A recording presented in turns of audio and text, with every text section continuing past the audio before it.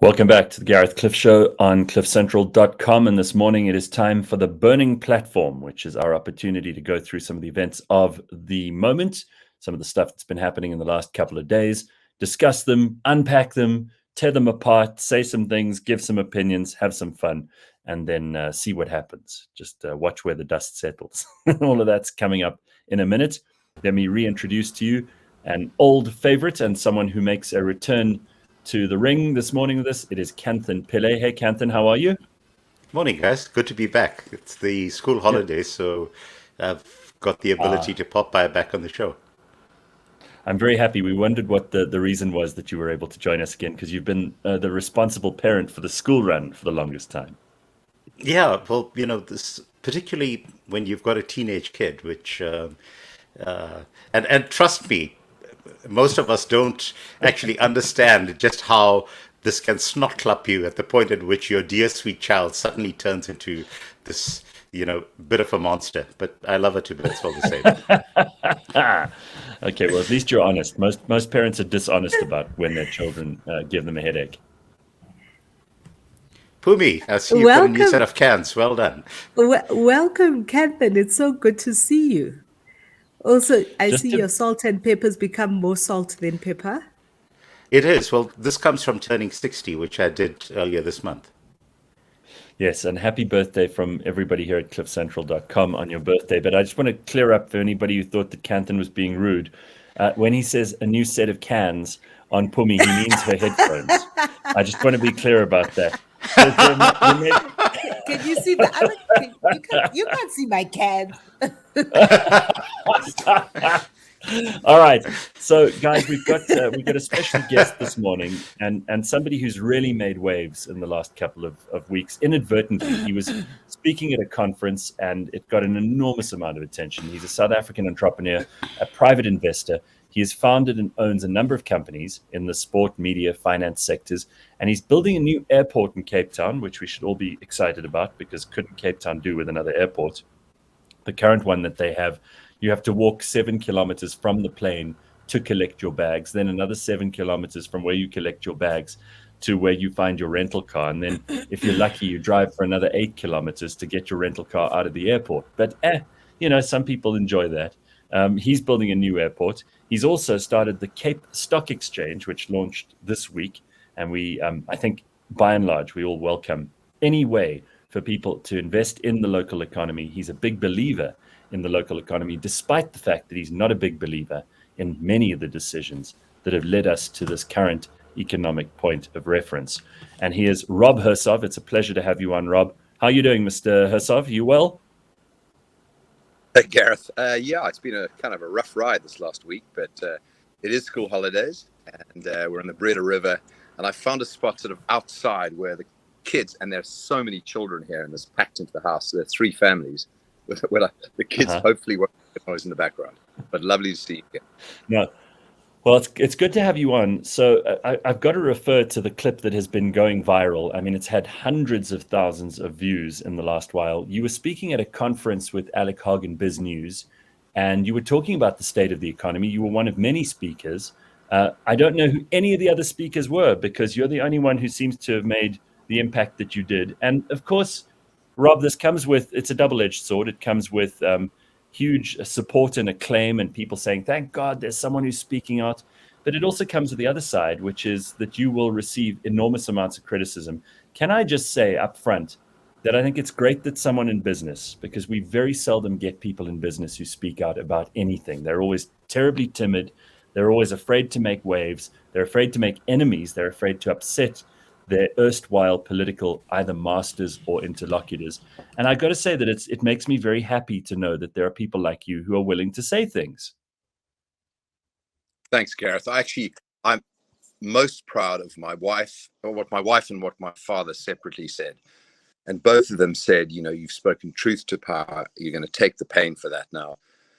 But, you've stood up and spoken when others haven't. But I want to give a quick bit of credit to someone, because I did name names and I shouldn't have done that. I was firing from the hip and I was being a bit emotional, and there was some anger in that. And Sim Shabalala messaged me because I named him, and he said, Rob, I have absolutely no problem at all. I know you were talking to corporate South Africa as a whole. You're right to do so. I mean, what an impressive man to actually say that to me. Sure. And I could only think of some big names, and his was one of them. But to credit to him. And I added a few great, as you might have noticed, to the last week, because I'm actually not on social media. So I'm not on Facebook, LinkedIn, Twitter, or Instagram at all. So I don't know the horrible things saying about me, or nice things. But a lot of it's come through anyway, and here I am. So it is what it is. Well, I'm for one, I'm very glad that you've done what you've done, and I think Pumi and Kanthan and I are used to saying things that get us into trouble. Although because we're always saying them, I think people are used to us causing trouble. With you, you speak from a place where usually people are quite happy to just toe the line, and they're happy to do what they have to do to keep their businesses going and try not to court controversy wherever they can. I mean, Kanthan, you obviously have seen this. Pums, you've seen it too. Anything you'd like to say before we get stuck into some current affairs? Yeah, I think Rob is in a unique position, and it's actually a great position where none of the ecosystems that he plays in is actually dependent on the largesse of government, which means that, unlike someone who's in the banking sector, unlike someone who's in the telecom sector, where government is able to exert very real pressure on your business at a number of levels because there's a regulatory framework that governs that. And so if you want to play in those sectors, you're actually dependent on just shutting the fuck up so that government doesn't give you a hard time. And because Rob is actually playing in a space where he's not dependent on government's goodwill, it means that he is actually able to speak truth to power, and that's fantastic. Yeah, Pums, do you have anything to say about this? I mean, there were a lot of thought starters in what Rob had to say. And one of the things, and it's the headline that they gave the video clip that went viral, is Nelson Mandela and how he would vote if he had to vote, which kind of, always gets me and it's a trope that a lot of people put out, particularly the DA. Herbert Mashaba got wrapped over the knuckles a couple of days ago also about that, because he came out and said, oh no, Nelson Mandela wouldn't vote for the DA, wara wara, But the thing that really it sparked in my brain, Robin, I'd love to hear your view on this, is if you think about people like, why stop at Nelson Mandela? Let's think about Helen Suzman. Do you think Helen Suzman, a person who fought for the right of South Africans to be able to move freely around this country, a person who fought anti-apartheid and passed laws, do you think she would vote for the DA, given that the DA also likes to call people in fellow South Africans economic refugees in their own country? Do you think she would vote for the DA? We can even go back to Mahatma Gandhi and other people that were raised in this country, may not have been born here. Extraordinary people have spent a great part of their lives coming to South Africa, living here and being part of our magnificent country. I think the future is a coalition government. I really do. And I think it'll be made up of a group of different parties who will agree on the main subjects, but disagree on maybe some of the more fringe subjects. And that's, I think, where South Africa's heading. And it's not a bad thing either. Well, Rob, just to go back to your comments in that clip, which has gone everywhere, Michael says, Rob's words broke through the bullshit of our time. And that is what is needed right now. We need to have the conversation his words have activated. So thank you for continuing it here. In terms of what you didn't say in that speech, and what I saw you picked up in a subsequent interview, is the action plan to make things better. And you've hinted that already with this discussion around coalition politics and how that's likely to be the next big outcome. I just want to say to those people who have a problem with you and people who think that you're just one of those people who likes to criticize, did mention this at the introduction, but you are an investor in South Africa. You live in this country, despite the fact that you were in the UK for some time.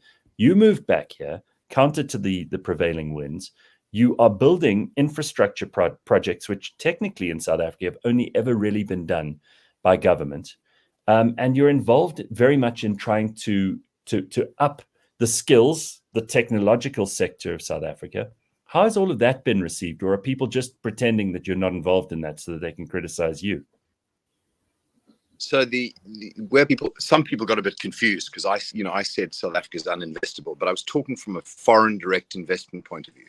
I was saying, foreigners looking at the world, at Africa, at South Africa, what allocation would they make to South Africa? And I said none to South Africa because, we're over-regulated. We just got the wrong people in power and the wrong policies. So foreigners would be sort of crazy to invest, was my comment. But if you're in South Africa, you've got to get on, build businesses and try and invest, employ people, make a difference. And I'm back here, living here. Funny enough, my brother left for the UK when I came back to South Africa. And then 2 years later, my sister left for America. So my mum and dad are alive. Dad's 95 and mum's 88 today. Happy birthday, mum. Oh, happy birthday to her. And they live in Johannesburg, right? They live in Johannesburg. They love Johannesburg. Yeah. They want to come and base themselves in Cape. They're from Joburg. So I'll probably be the last Hersov to live in this country, looks like. My older kid left. So I'm committed to invest. If I see a good opportunity, I will take that advantage and invest. And I love the tech sector, by the way. I'd love if we could talk about technology being the savior of South Africa and the future of Africa. Yeah, I think that's absolutely right. You listed a couple of really big names, and you say that you wish you hadn't named names, but sometimes that's necessary because otherwise people just hear you speaking in generalities and in platitudes. And there are lots and lots of powerful and influential people in South Africa. What do you think it'll take for us to get the important powers that be to start talking the way that we need to have people talking? Do you think that they'll have to be safely ensconced in another country? Do you think they'll have to actually feel the pain themselves in terms of their share portfolios? What do you think it'll take? Well, sorry, I'm going to get the timing wrong, and I'm going to get within 12 months, a group concerned activist journalist types wrote a sort of open letter and published it in the newspaper. We want the following to happen, and they did it as a group. Safety in numbers.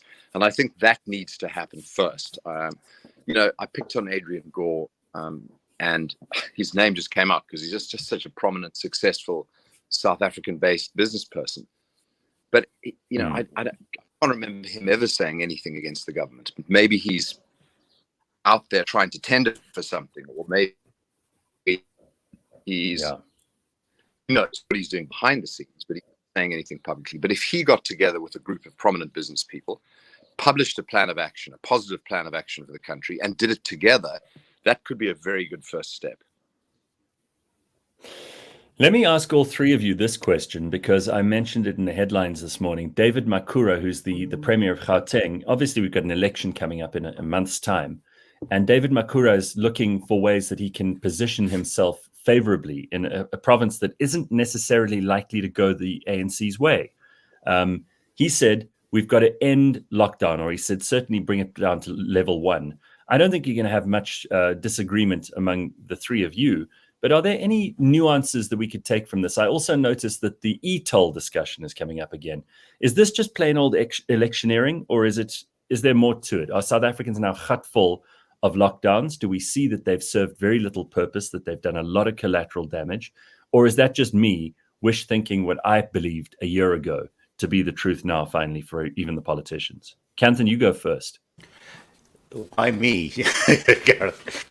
Look, Makhura is clearly recognizing the fact that the last municipal election, the ANC was unsuccessful in actually securing a majority, which is what enabled at that time a broad coalition. And look, let's call it a coalition between the DA and the EFF. It ended up being a disaster at the time.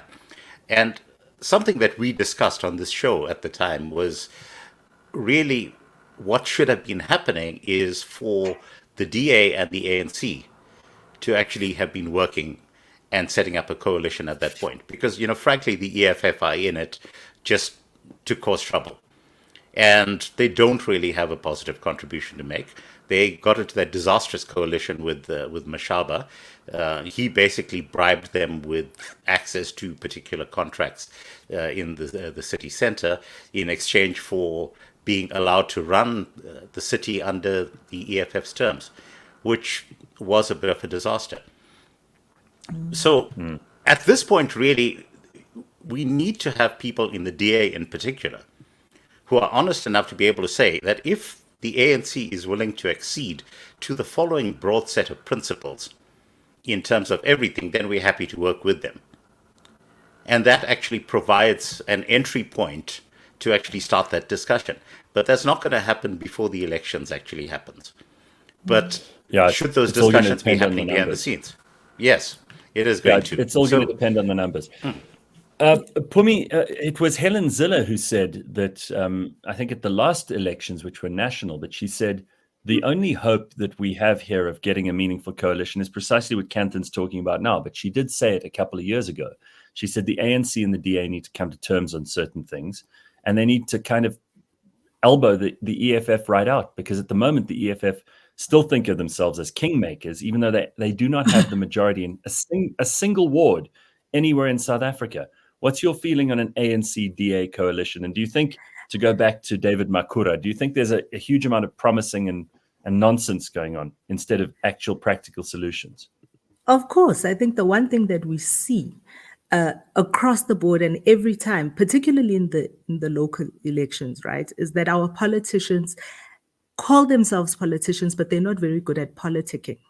Because this is where what Kanthan talks about is a behind the scenes angling and having conversations and agreements that will move the dial forward, that will give service delivery to people. That's what politics is about. It's about a give and take. It's about agreeing on certain principles, even if you disagree on the big broad strokes, even if you disagree nationally, but in the local environment where you are supposed to be about service delivery. And the local elections are about the potholes, they're about the traffic lights, they're about the sewage system, those things. That's where you kind of have to come together and say, right, this is what we need to deliver to the people. How can we do it best? How do we work together to do it best? The ANC is going to lose ground. The ANC is going to lose ground. The worst thing that can happen to all of us is if less people show up to the polls because they won't vote for the DA or they won't vote for the EFF and they can't vote for the ANC, because the ANC is still going to be able to mobilize their stronghold to go and vote, and it'll just give them the numbers that they need. So, Rob, how do you feel about the upcoming elections? Do you think it's going to be a watershed moment, or do you think it's just another kind of point on the graph of general decline in politics? People have lost faith in almost all the political parties. Do you think that there are some leaders in those political parties who can turn this around?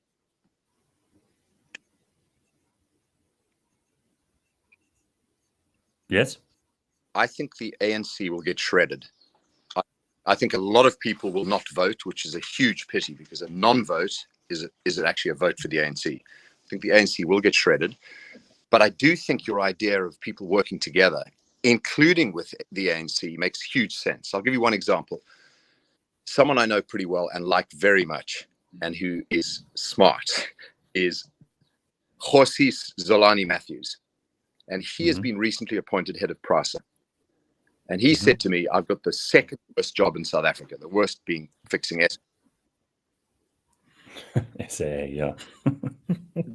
Shredded. I drove from that to... Sorry, you're breaking up a bit, Rob. I know that you're in a place where there isn't a huge amount of signal. Just start with the process story again. It seems to come and go, his connection. Yeah, okay, so apologies. Let me move. Yeah, just see if we can get a friend of mine. Get a slight. Yeah, we can hear you a little bit better now. Just see if. Yeah, that should be better. Okay, go for it.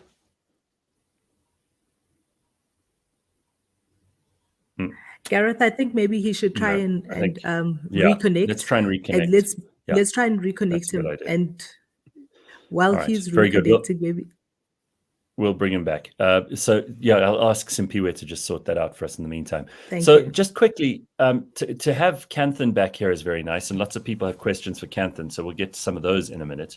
But on this matter of like coalitions, I hear from the DA certainly that they're not prepared to go into coalitions with the EFF anymore. They've got a values disagreement with them. Is that what you're talking about, Kanthan, when it comes to like agreement on certain broad strokes?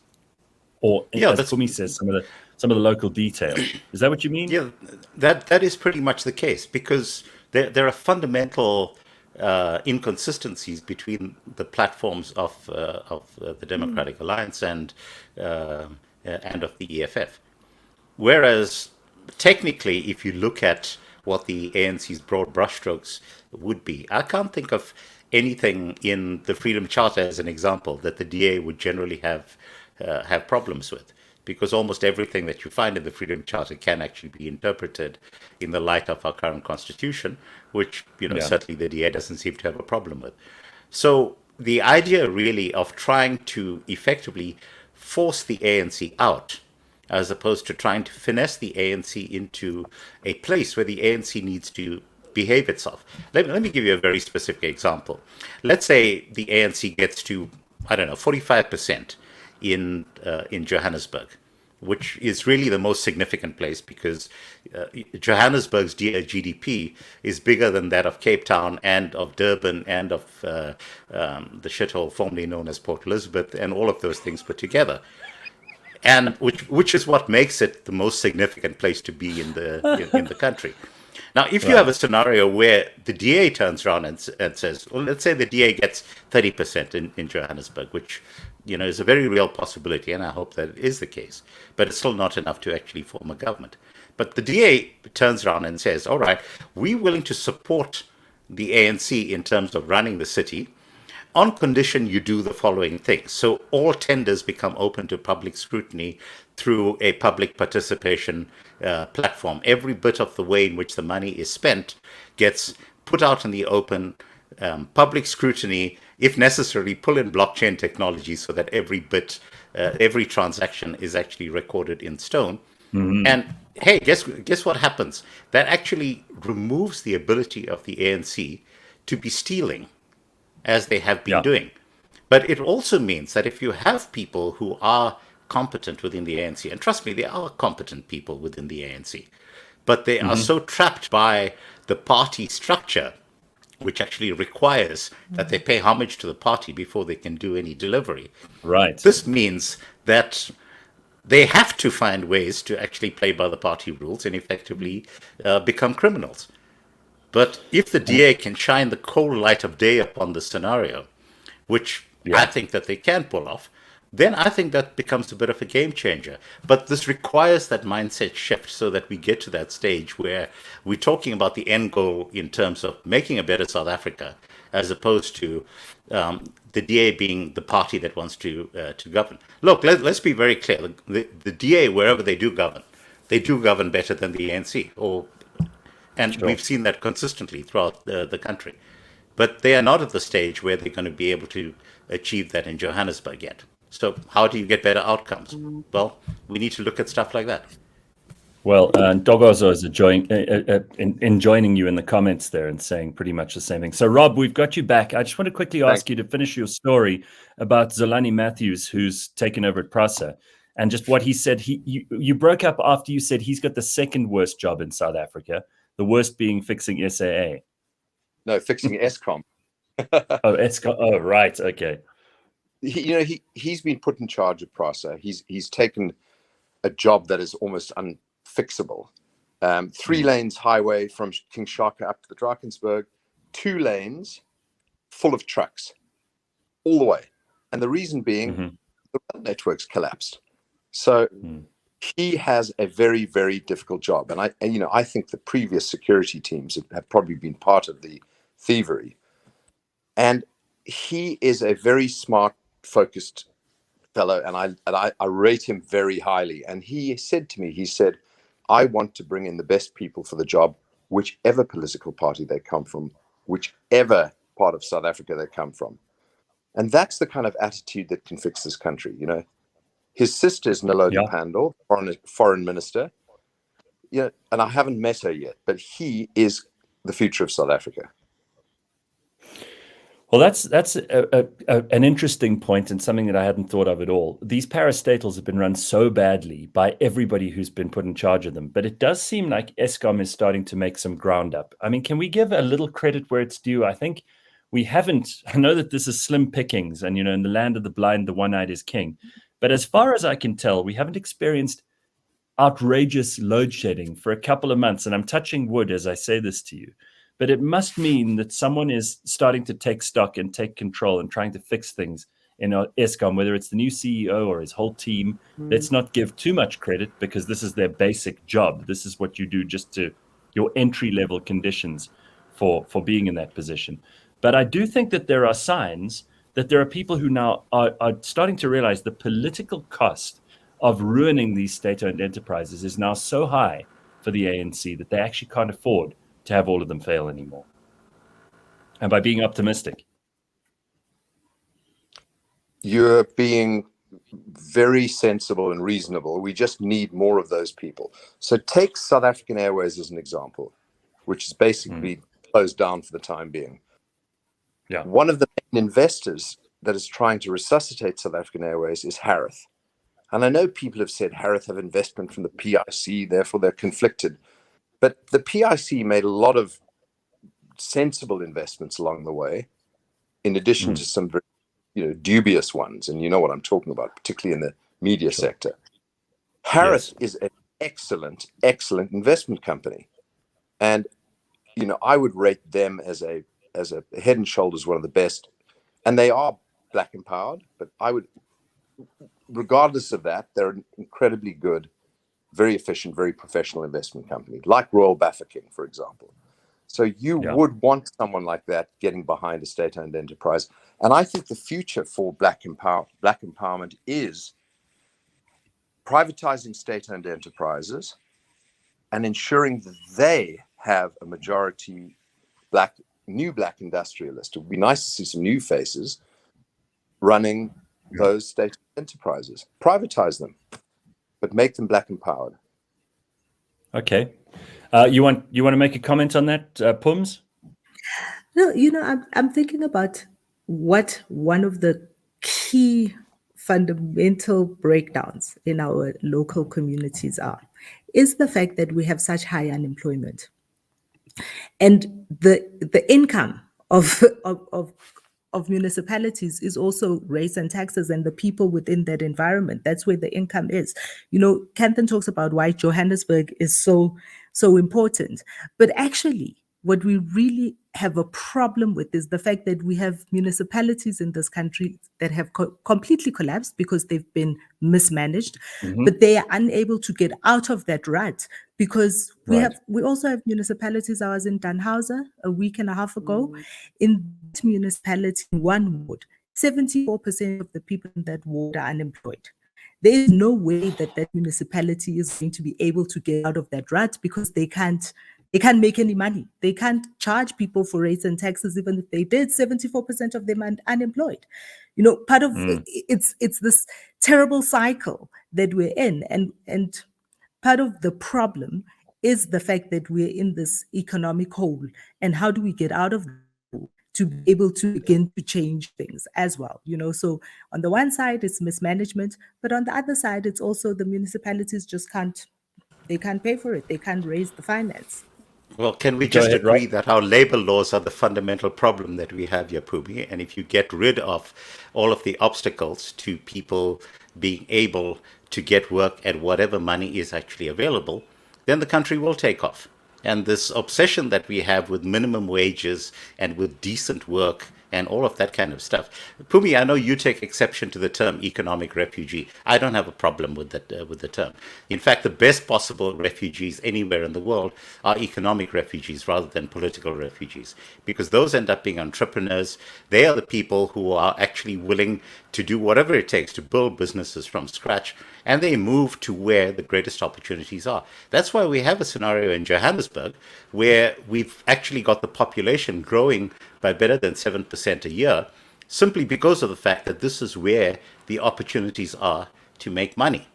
And people are making money. Kanthan, I don't have a problem with the term economic refugees. I have a problem with the term that South Africans should be called in South Africa economic refugees. That's where the past laws came from. That's where influx control was about. I don't have a problem with economic refugees. If you're coming from Zimbabwe, if you're coming from Malawi, if you're coming from any other country and you need refugee status, that is fine. But South Africans are allowed to Well, move wherever they want to move. absolutely, but you can still characterize them if they've moved from the Eastern Cape, where we know there are no opportunities whatsoever, to the Western They are not Cape. refugees. What is the right term? They are not Economic migrants? refugees. They are South What's the Africans. right? They are South Africans who've decided to move to better opportunities. And that's exactly what happens in the case of people from Zimbabwe who move here, and they actually do fantastically well. And ditto in the case of people who move from the Eastern Cape to the Western Cape. But one of the problems that we have in South Africa, and this constantly drags us down, is we get so obsessed around terminology that we don't actually interrogate the fundamental truth behind what people end up saying. This is why Helen Zille's comments about colonialism and Singapore became the boiling point that it did in this country. It's because we are so obsessed with nitpicking around what sort of terminology that gets used. Never mind the fact that nearly every one of us who participates in this conversation in our country is actually speaking in English, which for most of us in this country is not our mother tongue, and we are trying to find common ground in this language that is not our own language. And what do? We start nitpicking around who's got a better understanding of English. The fundamental problem is that the Eastern Cape is a fuck up. The DA runs the Western Cape well. And as a direct result of that, people take refuge in the competence of the Democratic Alliance of the Western Cape. And it really is that simple. Rob wants to say something. But I actually want to touch on something that Rob was talking about earlier in terms of people within South Africa actually stepping up and looking for black entrepreneurs. And I think the object lesson, Rob, that we must take a look at is the example of Jack Ma, who got spectacularly smacked down at the point at which there was meant to be the IPO of Jack Ma's greater empire, and Xi Jinping stepped in and effectively pulled out the rug from under him. And the way in which our national government is structured right now means that is always the problem. It doesn't really matter how competent you might happen to be. Ro Khoza, for example, at the time that he was chairperson of Nedbank, speaking truth to power, he got smacked down, from a dizzy height, really. And that problem is going to persist, and it will persist until such time as the ANC drops below 50%. And the most dangerous time is going to be between now and the next national election, because this is when the ANC is doing its damnedest to take every possible page out of Xi Jinping's book and to consolidate its own grip on power. And Ramaphosa is the chief praise singer for that particular agenda, which is why he's so dangerous. Well, Rob, you can respond to both. Yeah, go ahead. So you said that my presentation at the business conference eclipsed everyone else's speeches, and who else was there? No one can remember. There was one presentation that took my breath away. Gigi Alcock, who grew up with activist parents in Msinga in a mud hut, speaks fluent Zulu, knows the Zulus inside out, is a Zulu, and he gave the most incredible presentation that took my breath away. It's on his concept of Kasi economics, which is township, informal settlement economics. What's going on there? And what's going on there is breathtaking. Everyone on the outside in the sort of wealthy world thinks it's just spaza shops. It's not. There are industries, there are businesses, there are companies, there are entrepreneurs, there's dynamism in this incredibly informal sector where people are making real money despite the government. They don't even believe there's a government. They just get on with building businesses and creating a new economy. And they've incorporated technology. There's a business called Yebo Fresh, where people in the informal settlements and townships order by WhatsApp in small batches. The batches get collated into bigger batches and get delivered. And they get delivered to central points, which then debatch them, and they get delivered to people's homes. So there's a combination of incredible informal economy dynamism and technology, and these people couldn't give a damn about the government. They ignore all the rulings. They get on with building their own municipalities. They create their own power systems, their own grids, and that's the future. It's a libertarian future. So South Africa has an informal economy that is thriving despite the government, and that gives me such excitement and energy. So I just want to refer back to something Kanthan brought up here, because it is the greater global context that we're in. China has suddenly come face to face with the first real challenge of their centralized economy in this mounting debt crisis, which is a huge problem over there. And I want to hear from all three of you on this. They also tried to ban, or did successfully ban, cryptocurrency, but it didn't really hit cryptocurrency in the chops like it has before, because even that is now starting to become a power and a force unto itself, which doesn't require the say-so of Xi Jinping. And maybe this is a double wake-up call for Cyril and those who are still big fans of the Chinese centralized controls and the way of kind of making the economy your bitch, if you forgive me for that crude way of putting it. These things are good indicators to ordinary people in ordinary places who are trying to make a living, that actually in the long run they may just win. You can't hold human ingenuity down. If people want to do something, they'll do it. They'll find ways around the regulations, and with technology, it's even easier. So, the savior for us in South Africa is technology. If our education's a disaster, everyone will have a smartphone in the very near future connected to the internet. Everyone. There's fiber being rolled out in the townships. Dietlef Mare has found a way to deliver fiber to the home in the informal settlements at a cost where he can make money and people can get fiber. So this will just go around existing structures. You can't hold human ingenuity down. We're going to win in the end.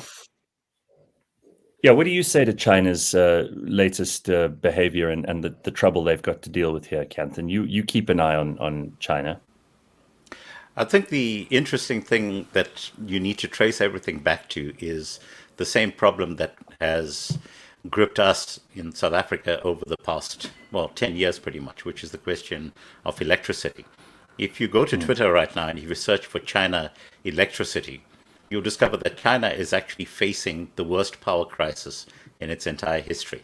It's just not able to generate enough electricity to meet its needs. And why is it not able to meet and to generate enough electricity? Well, because the price of coal has gone through the roof.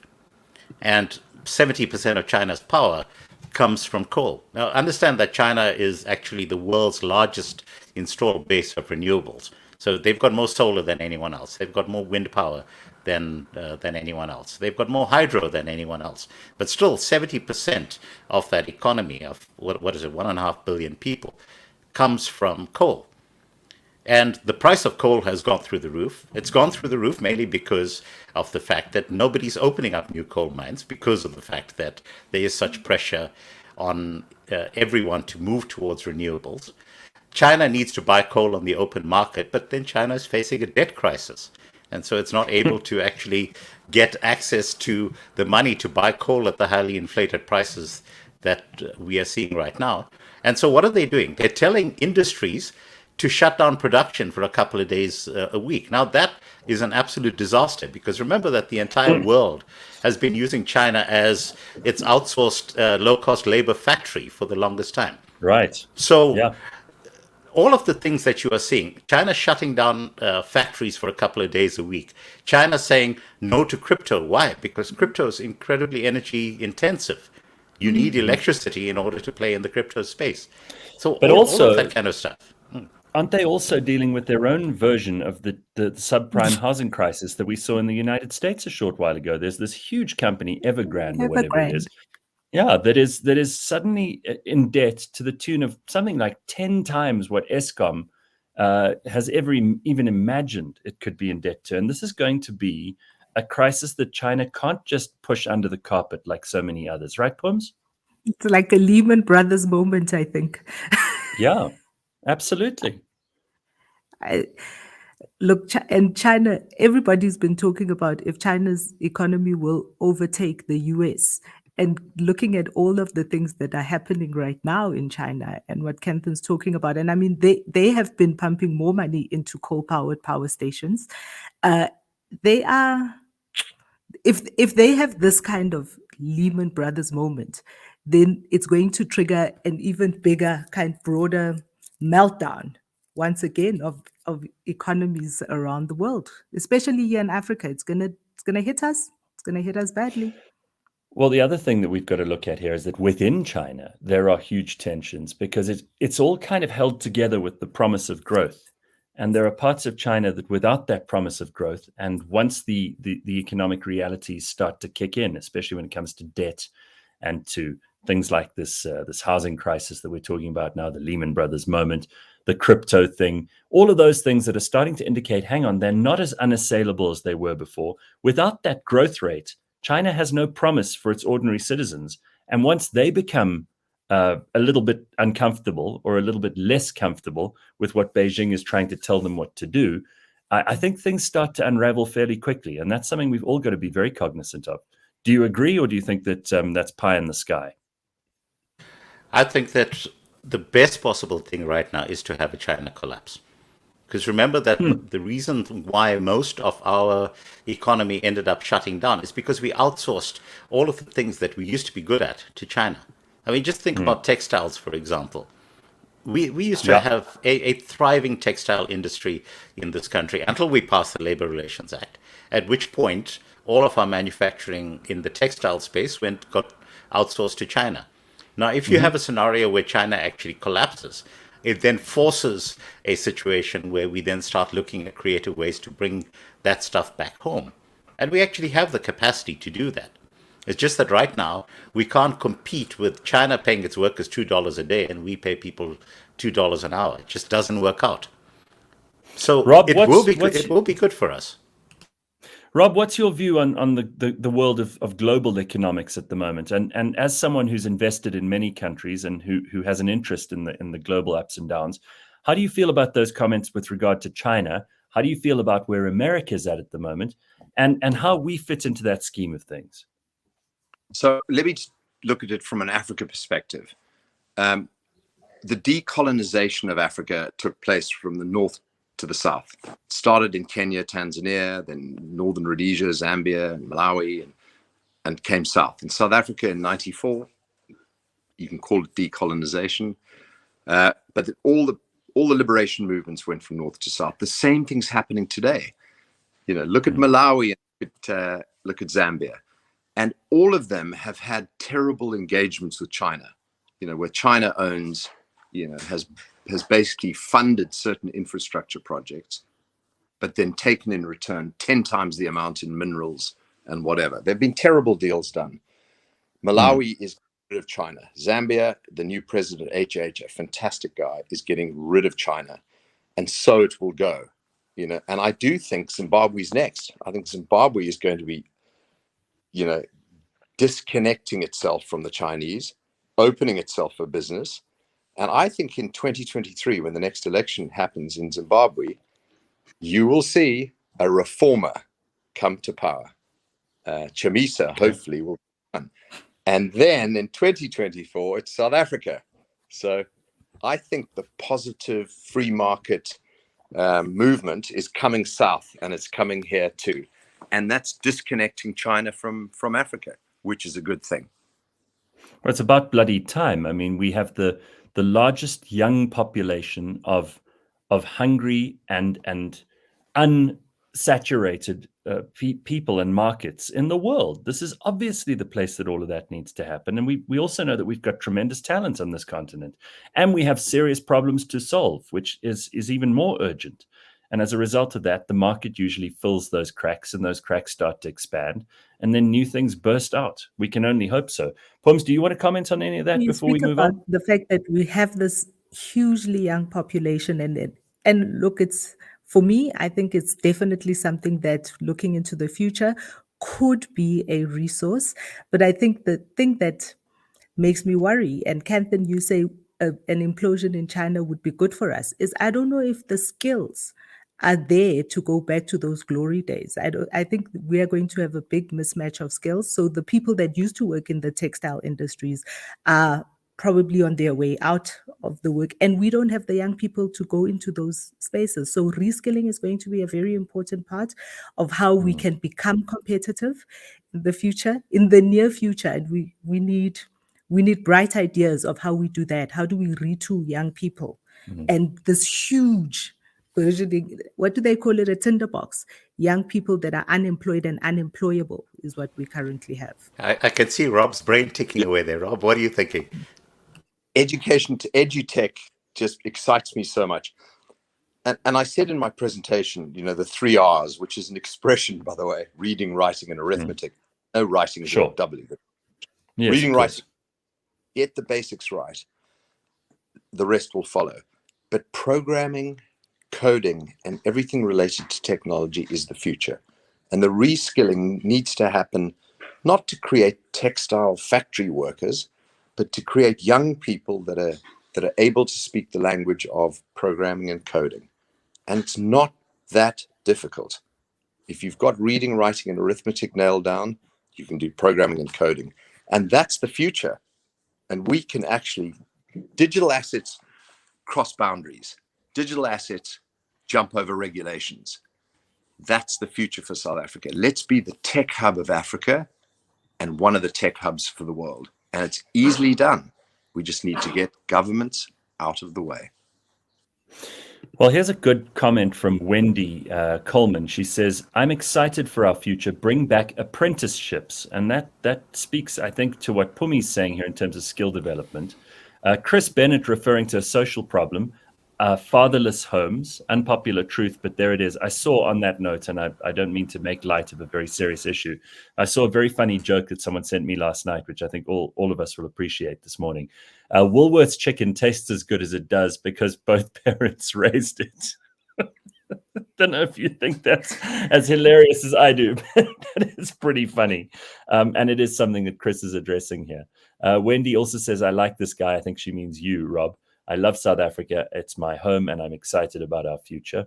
I'm loving this segment, says Sweet Pea. What about China's influence on our neighboring countries? The new road in Lesotho that's been built by China. Yeah, there are lots of these things that we need to talk about. Ongopotse says, yes for coding at high school level. I think that's important. We need to do that ASAP. But the basic thing in terms of coding, guys, remember, is that we need to get maths right. And until, because coding is fundamentally about mathematics. And mathematics is fundamentally about logic. And if you can't get that basic bit right, then we're not going to actually break the back of that issue.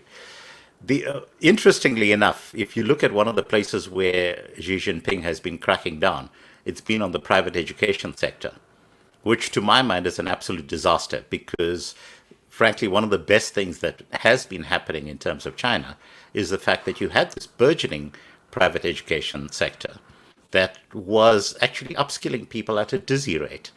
And because he's now taken the view, the communist view, that if people have to pay for access to education, it's a problem, then that's the reason why he's shut down this entire industry and wiped out billions in terms of the Chinese stock market as a result.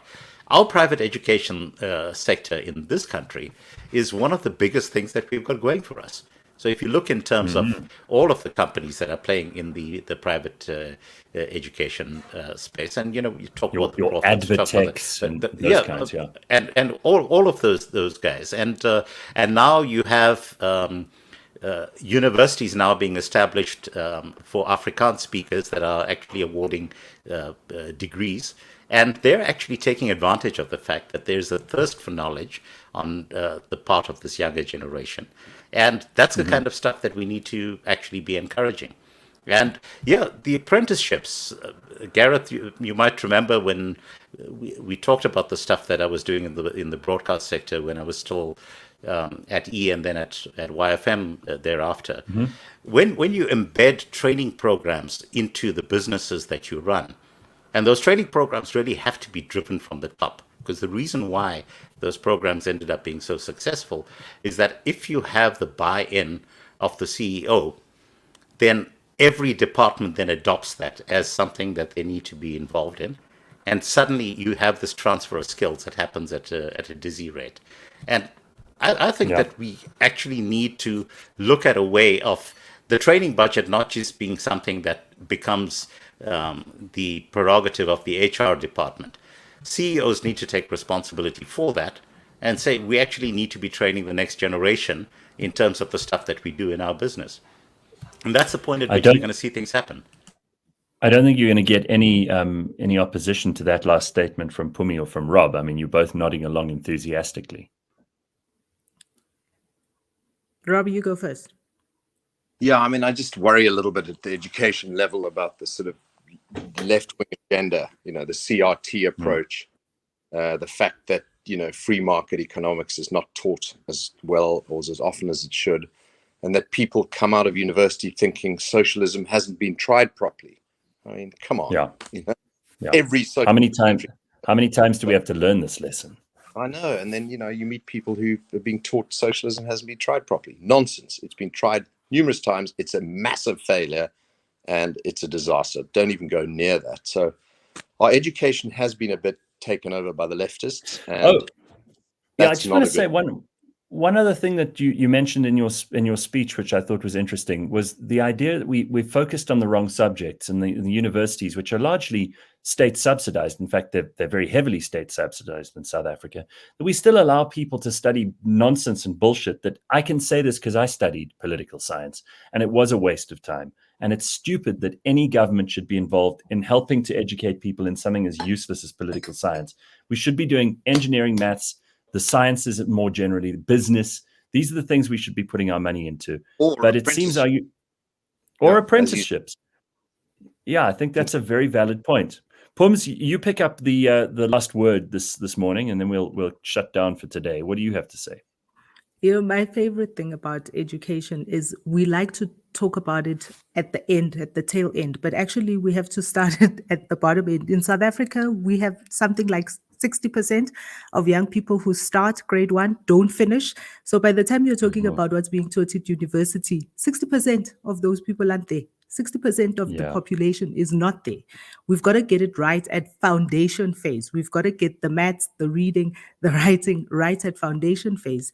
And one of the things that unfortunately we do very badly in this country is we don't teach in the mother tongue. We don't teach people the concepts of logic in maths in their mother tongue, in the language that they understand. So they have to grapple with language as well as concepts.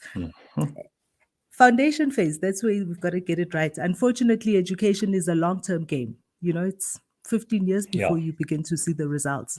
But it's about how do we get all those young people that are currently in the streets, that are the devil's workshop, that can't get into the riots and into the looting. How do we get those young people in front of an opportunity that would reskill them, give them the kind of skill that they need to become economically viable today, or at least 6 months from now?